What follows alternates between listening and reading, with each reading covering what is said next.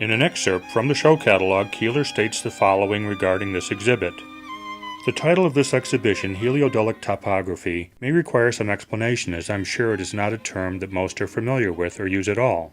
I certainly had not heard the term until I read something similar in a review of an artist's work where she referred to her paintings as having a certain heliotropic quality. She was also pointing out the viewer's tendency to go toward or look at the lightest area in a given painting. Heliodolic is similar to the term psychedelic and brings to mind the heightened awareness or delight in the visual. So, heliodolic is construed by me as taking delectation in the visual representation of the play of sunlight as it describes forms.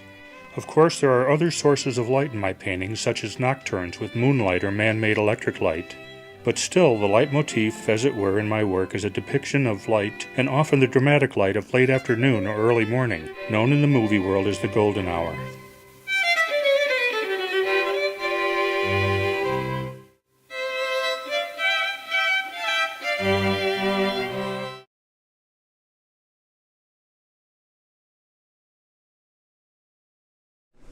What makes this exhibit so special is the attention that Brian shows towards real American landscapes. He is known for being a plein air artist, and many of these paintings exist in earlier forms in sort of oil sketches, smaller versions. There is a sort of magic openness about his landscapes. The one here of the Memorial Bridge in downtown Binghamton, which is right around the corner from the Roberson Museum of Art, is the confluence of the Shenango and the Susquehanna River.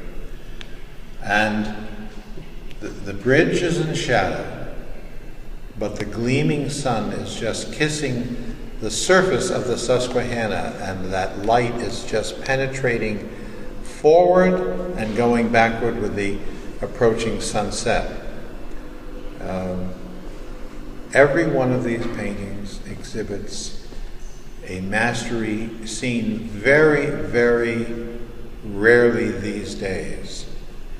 Back in the 19th century, in the 1930s and 40s, many artists like Luigi Lucioni, tackled the American landscape. And they did it in a period which was called magic realism.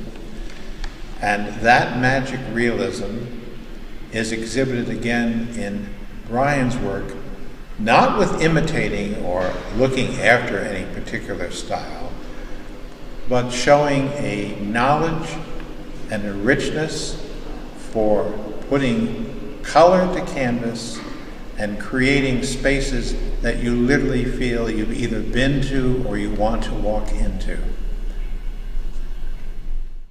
One of the nice things about Brian's paintings, such as this one in front of us, Gill, is that he balances both structure and painterly effects. And we see the structure of the bridge and the architectural building forms behind it, and then there's all this dance of the stroke and the color, and they complement one another so well. And this is true throughout his paintings. Sometimes you look at a painting and you say, wow, I love the structure.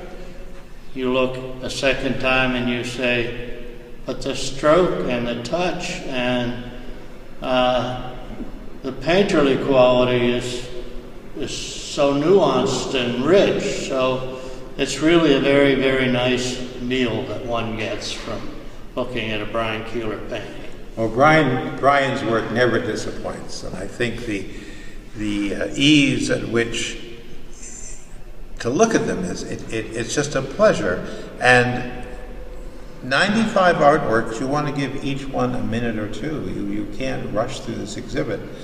They have a tightness of excellence, and they have a tightness of painterly skills, but each piece that you look at is just its own little magic world, whether he's doing figures or still lifes or pure landscapes. So I never get tired, whether Brian is working in pastel or in oil. He just knows how to formulate a picture. And the compositional skills are beyond most artists.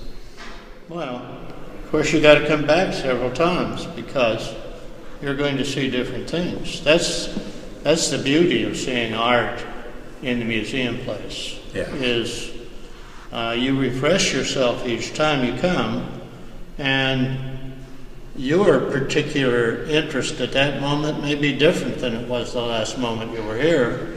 So you're going to see different things, and you're going to be rewarded again and again. So definitely come to the museum, see the originals.